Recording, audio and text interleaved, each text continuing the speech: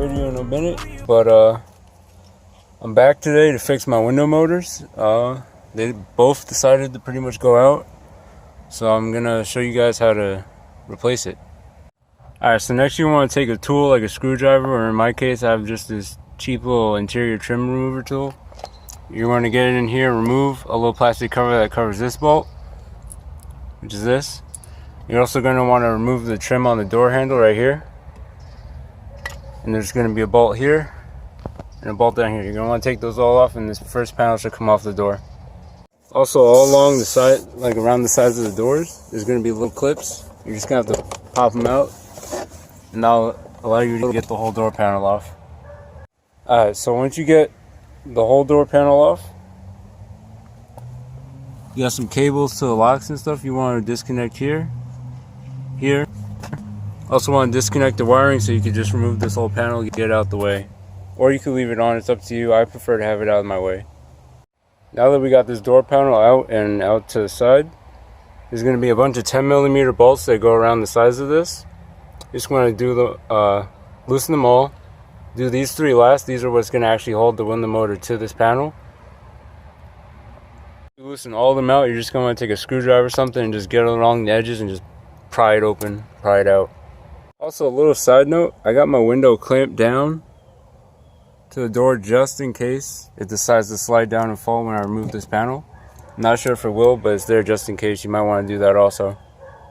Now once you get all the bolts out, there's two 12mm bolts at the bottom. Right now I still have the window motor bolted into the door, but everything's loosened. You're going to want to get this rubber grommet out and pull this wire out so you can get more access to the back. Alright, rubber grommet's out.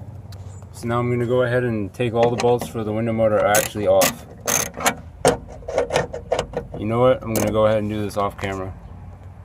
You guys also won't get as unlucky as I did and end up stripping this bolt right here pretty bad. See if I can get the focus. But luckily I had some vice grips, just stuck it on there, turned it, came on loose. Now basically what you're going to want to do is line up this little key into there, and you're going to want to line up the holes and reinstall the bolts. I really wish I had a tripod for this, but I got all the bolts installed here. So now I'm going to flip it over. I'm going to reinstall everything to this panel. And the only thing is I just got to line up everything, line up some pins up here, just get all the grommets back together, and I'll get back to you in the video once I get all that done. Alright, so as you can see, it's a little dark out. Took a little bit longer than usual. I got everything installed, but what I had to do is do a window motor reset. So what it is, let me see if I can get a good focus on this.